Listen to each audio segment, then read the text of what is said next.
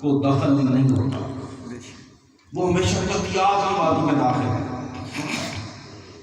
آپ سوچ رہے ہوں گے وہ دو اعمال کون سے ہیں جو بہر صورت اللہ کی بارگاہ میں قبول ہوتے ہیں اور بطور صلہ جزائے خیر ملتی ہے؟ تو وہ دو ہی کام ہیں، ایک میلاد مصطفیٰ ہے اور دوسرا درود مصطفیٰ ہے۔ سبحان اللہ، ماشاء اللہ۔ یہ دو کام ایسے ہیں جس نے بھی کیا، چاہے وہ ارادی طور پر کرے یا غیر ارادی طور پر کرے، چاہے وہ حالت اسلام میں کرے یا حالت کفر میں کرے، جس حال کے اندر بھی وہ کرے اسے ضرور ان اعمال کی جزا ملے گی۔ ان اعمال کی ضرور اسے جزا ملے گی، کبھی ان اعمال کی جزا رد نہیں کی جائے گی۔ بے شک بے شک۔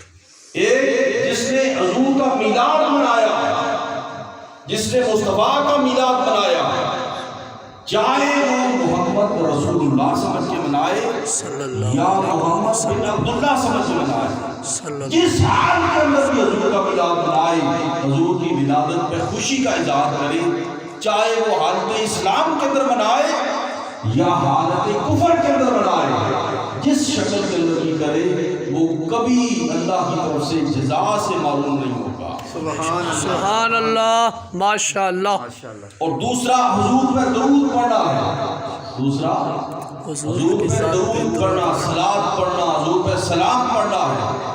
جس آدمی نے بھی حضور پہ صلاۃ پڑھا، سلام پڑھا، ارادی طور پر پڑھا یا غیر ارادی طور پر پڑھا، حالت اسلام کے اندر پڑھا یا حالت کفر کے اندر پڑھا، جس حال کے اندر بھی پڑھا، اس کا عمل اللہ کی بارگاہ میں قبول ہوگا اور اسے ضرور جزا ملے گی۔ بے شک بے شک۔ سبحان اللہ، ماشاء اللہ۔ درود کے بارے میں تو سنا ہے، لیکن یہ میلاد کی نئی بات آپ نے کہہ دی کہ یہ دوسرا عمل کہاں سے ثابت کیا، تو یہ بھی حدیث بخاری سے ہی ملتا ہے، سبحان اللہ۔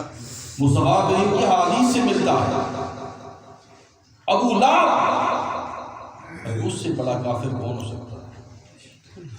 جس کے کفر میں شک کرنا یہ بھی کفر ہے۔ بے شک۔ ابو لہب جس کا کفر قطعی ہے، قرآن کی آیت سے، قرآن کی صورت سے جس کا کفر ثابت ہے، اور پوری صورت جس کی مذمت میں نازل ہوئی ہے۔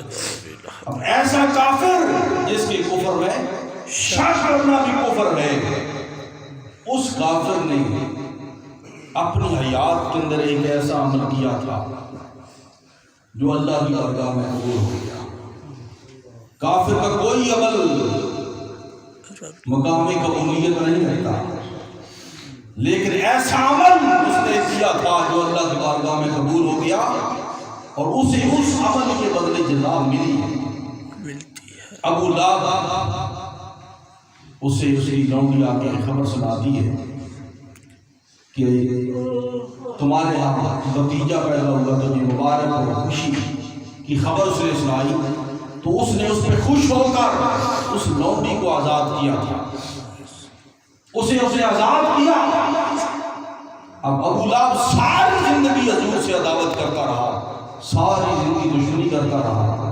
جب حضور دنیا پر آئے تو اس نے صرف بھتیجا سمجھ کے خوشی منائی تھی، اس نے صرف بھتیجا سمجھ کے خوشی منائی تھی، لیکن رب ذوالجلال جل جلالہ کی غیرت نے گوارا نہ کیا۔ بے شک بے شک۔ کہ اس نے میرے مصطفیٰ کی آمد پہ خوشی منائی، جیسا سمجھ کے بھی منائی، اللہ پاک نے اسے جزا سے معروف نہیں کیا۔ بے شک۔ پیر کا دن تھا، پیر کے دن اس نے خوشی منائی، مصطفیٰ کی آمد پر بھتیجا سمجھ کے خوشی منائی اور اپنی لونڈی کو آزاد کیا۔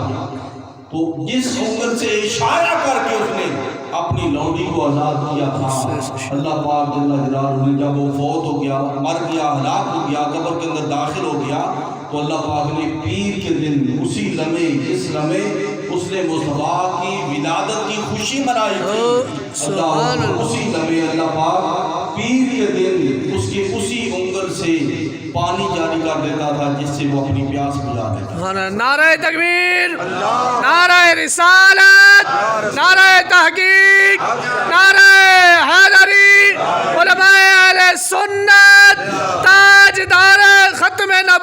نبوت تاجدار ختم نبوت اس نے آپ دیکھیے ابو لہب اتنا پکا کافر ہے، اس نے صرف بھتیجا سمجھ کے خوشی منائی تھی، تو اللہ پاک جل جلالہ نے غیرت نے یہ بھی دوبارہ نہیں کیا کہ اسے اس عمل کی جزا سے معروم کیا جائے۔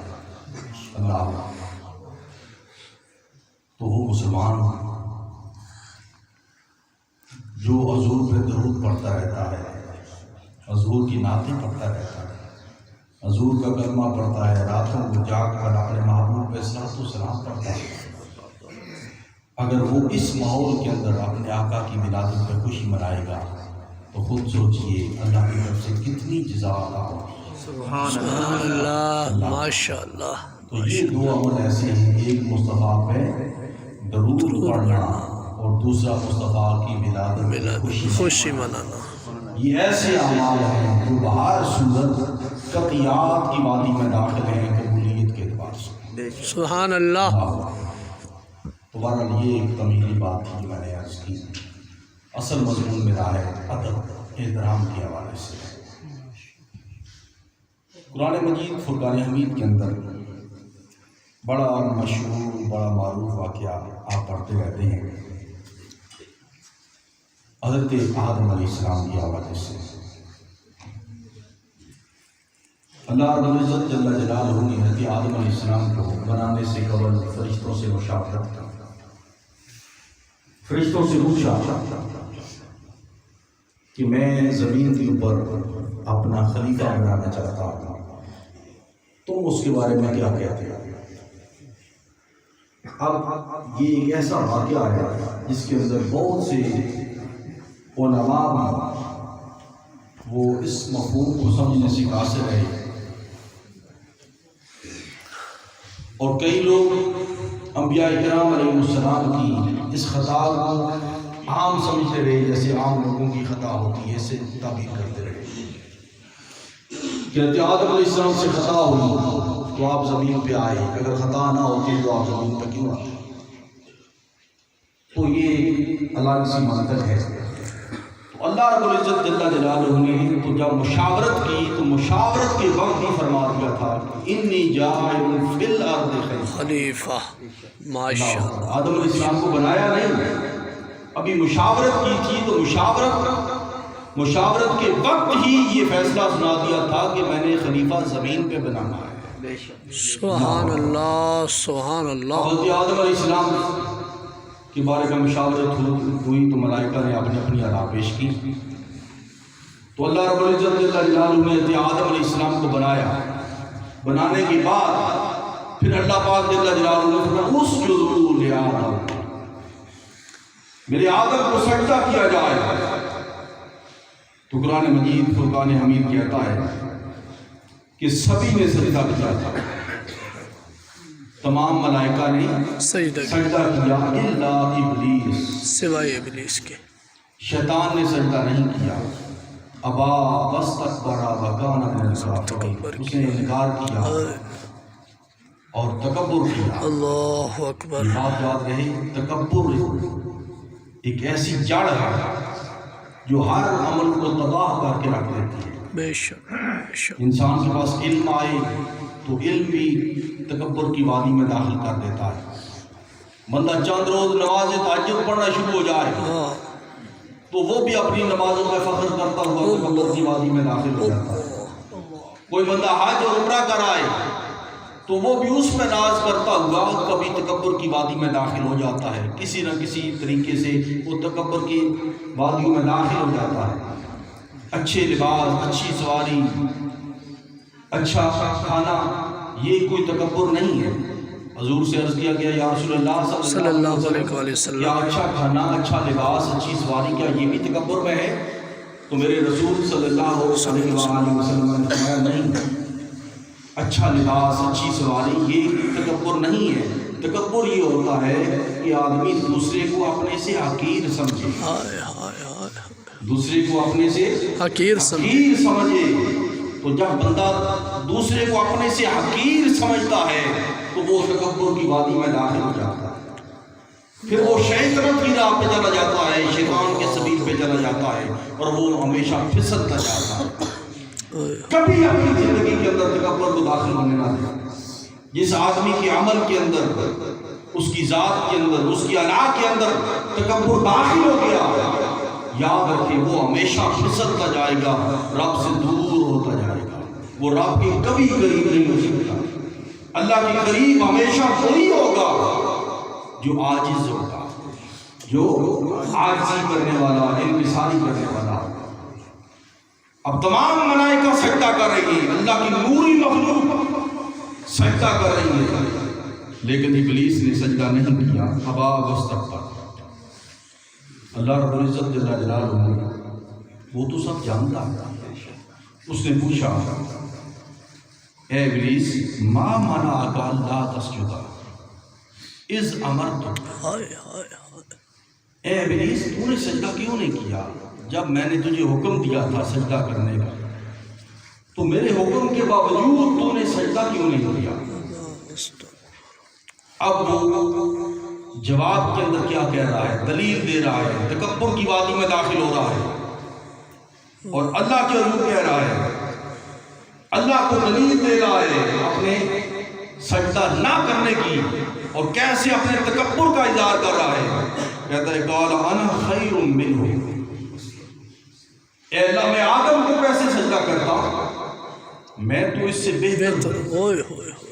اللہ اکبر۔ اس نے خود کو اونچا سمجھا اور آدم علیہ السلام کو حقیر سمجھا، کمتر سمجھا، اور اللہ کے حضور کہہ رہا ہے کہ اے اللہ میں سے کیسے سجدہ کروں، تو نے مجھے اس سے بہتر پیدا کیا ہے۔ خلقتنی من نار وخلقتہ من طین، تو نے مجھے آگ سے پیدا کیا اور اسے مٹی سے پیدا کیا ہے، آگ مٹی سے افضل ہے، تو میں اسے کیوں سجدہ کروں؟ اللہ اکبر۔ تو جب اس نے یہ بات کہی تو اللہ پاک جل جلالہ نے اس کی دلیل، اس کی بات کو سنا، تو اللہ پاک جل جلالہ نے پھر ایک ہی بات کہی، فاخرج انک من الصاغرین، فرمایا دفع ہو جا یہاں سے۔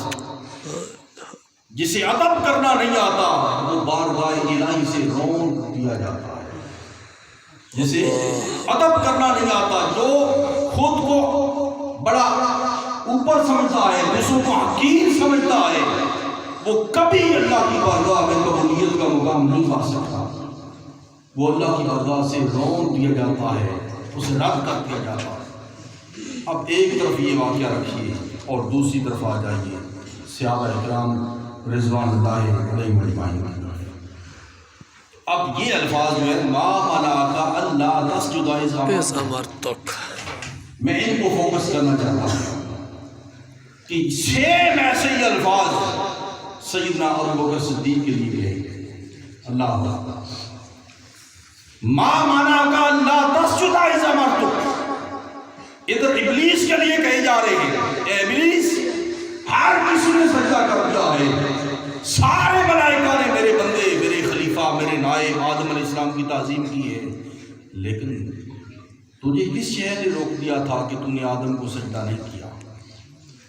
اور دوسری طرف آ جائیے عاشقوں کے امام حضور کے خلیفہ بلا فضل سیدنا ابوبکر صدیق کی طرف آ جائیے۔ اللہ اکبر۔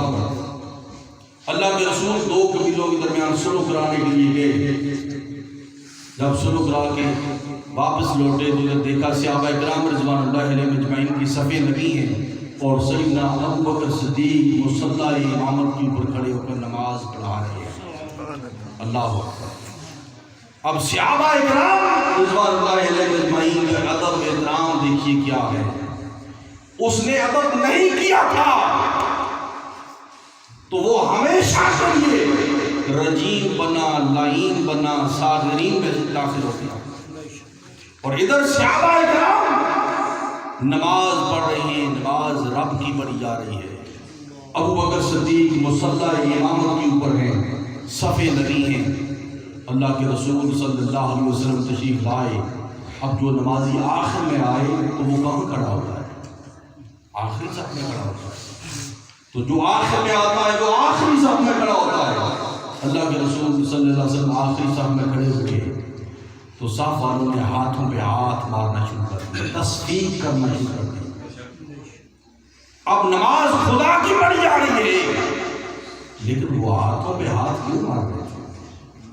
اللہ اکبر، وہ تعظیم مصطفیٰ کے اندر مار رہے تھے تاکہ اگلے لوگوں کو خبر ہو کہ پیچھے امام الانبیاء تشریف لے آئے ہیں۔ اللہ اکبر، سبحان اللہ، حال کے نماز میں ہاتھوں پر ہاتھ مار کر اگلی صف والوں کو خبر دے رہے ہیں، بتا رہے ہیں کہ پیچھے حضور آ رہے ہیں۔ حضور پچھلی صف کو چیرتے ہوئے آگے آ گئے۔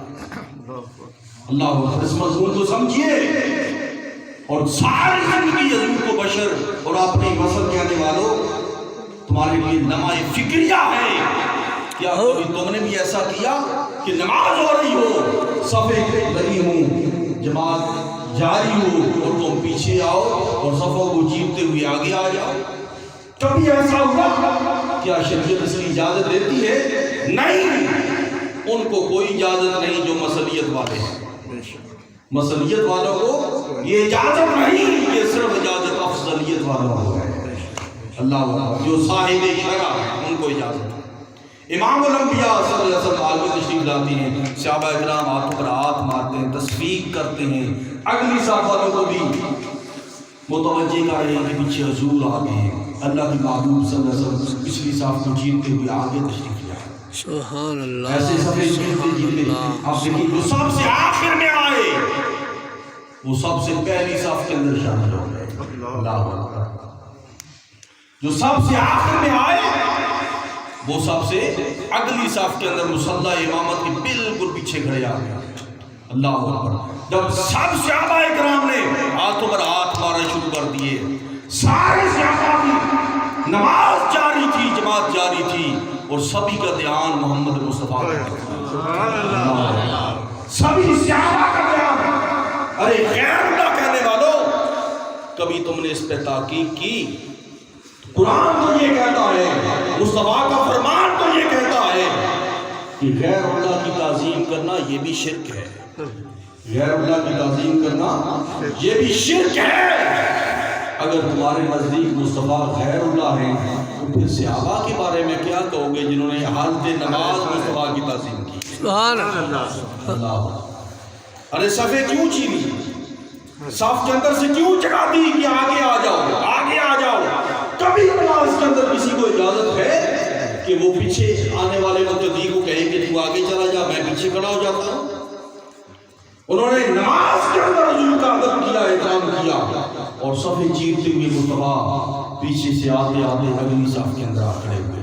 سارے صحابہ اکرام تصفیق کر رہے ہیں، ہاتھوں پر ہاتھ مار رہے ہیں تاکہ ابو بکر صدیق کی توجہ اور ان کا دھیان بھی حضور کی طرف ہو جائے۔ سبحان اللہ، اللہ اکبر، مقتدیوں سے لے کر امام تک ہر کوئی نماز پڑھ رہا ہے، اللہ کی عبادت کر رہا ہے اور اللہ کی عبادت کے اندر ہر کسی کی یہ کوشش ہے کہ ہمارے امام کا دھیان بھی مصطفیٰ کی طرف ہو جائے۔ سبحان اللہ، اللہ اکبر، یہ صحابہ اکرام کی نماز ہے۔ ابو بکر صدیق رضی اللہ تعالیٰ عنہ نے جب توجہ کی، التفت، انہوں نے تو دھیان کیا، توجہ کی، اللہ اکبر، کہ پیچھے حضور تشریف لائے تو انہوں نے مصلی چھوڑ کے پیچھے آنا شروع کر دیا۔ سبحان اللہ، کبھی آپ نے سنا ایسا کہ مقتدی کوئی آئے بات میں اور امام مقتدی کی خاطر مصلی چھوڑ کے پیچھے ہو جائے؟ اللہ اکبر، کبھی اس کی اجازت نہیں ہے۔ ارے مثل اپنی مثل کہنے والوں، ارے غیر اللہ کہنے والوں، یہ کسی اور کو غیر اللہ کہو، ہم جس کی بات کرتے ہیں وہ غیر اللہ نہیں، وہ تو حبیب اللہ ہے۔ سبحان اللہ، سبحان اللہ، ہم جن کی بات کرتے ہیں وہ حبیب غیر اللہ نہیں ہے، وہ تو حبیب اللہ ہے۔ بے شک، ایسے حبیب اللہ ہے کہ صحابہ اکرام حالت نماز میں بھی ان کا ادب کیا کرتے ہیں۔ سبحان اللہ، سبحان اللہ، حالت نماز میں بھی ان کا ادب کیا ادب کیا کرتے ہیں۔ سیدنا ابو بکر صدیق نے مصلی چھوڑنا شروع کر دیا، مصلی چھوڑ کے پیچھے آنا شروع کر دیا کہ حضور آ گئے ہیں، تو اب حضور کی موجودگی کی میں مصلی کے اوپر میں کیوں رہوں، حضور آ جائے۔ اللہ اکبر، یہ وہ واحد نماز ہے جس کی ابتدا ابو بکر صدیق نے کی اور اس کی انتہا محمد مصطفیٰ نے کی۔ سبحان اللہ، نعرہ تکبیر، اللہ اکبر، نعرہ رسالت۔ کے صف کے اندر جب سیدنا ابو بکر صدیق پیچھے آنا شروع ہوئے تو فاشار الیہ رسول اللہ صلی اللہ علیہ وآلہ وسلم.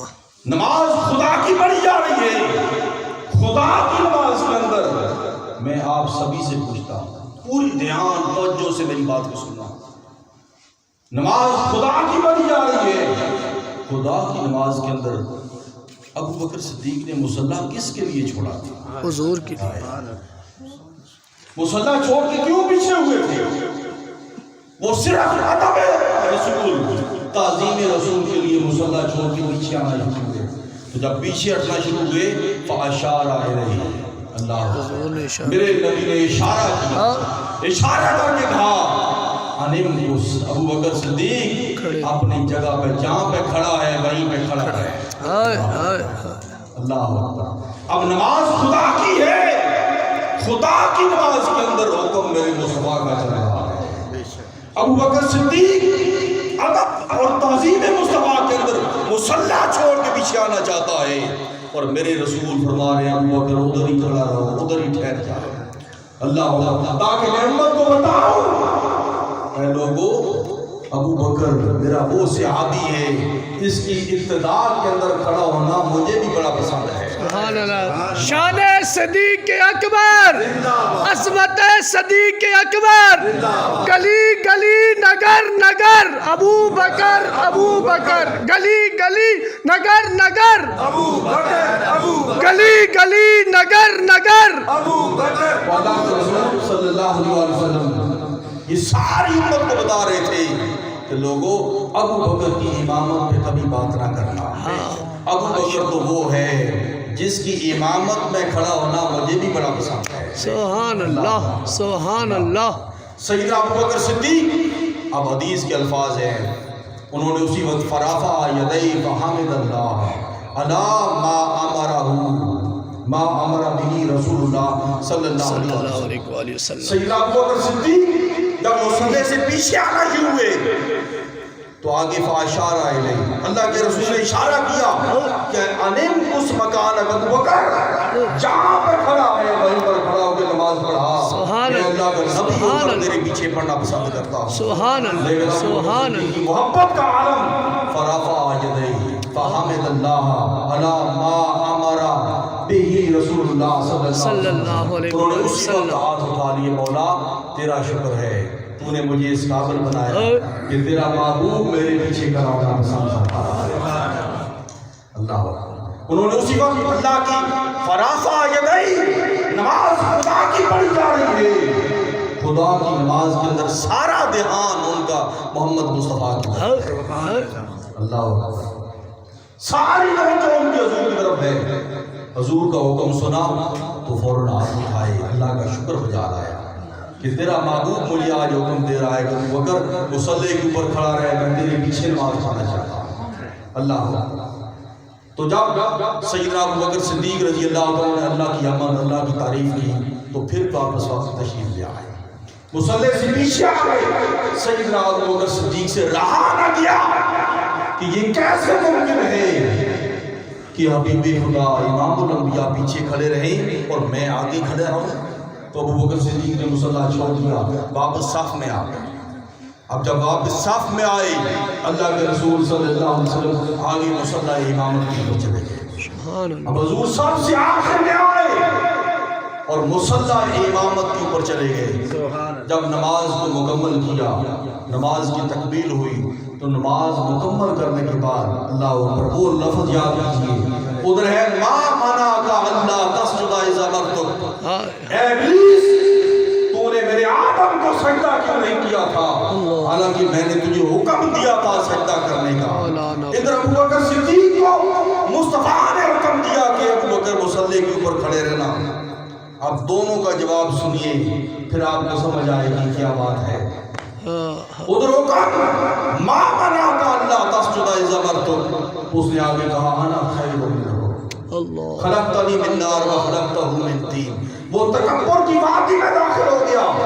جب وہ تکبر کی وادی میں داخل ہوا تو میں جا فخرج منہا، دفع ہو جا یہاں سے، تو ہمیشہ کے لیے ذلیل و رسوا ہو گیا ہے. ابو بکر صدیق رضی اللہ عنہ کی ادب اور تعظیم پہ قربان جائیں.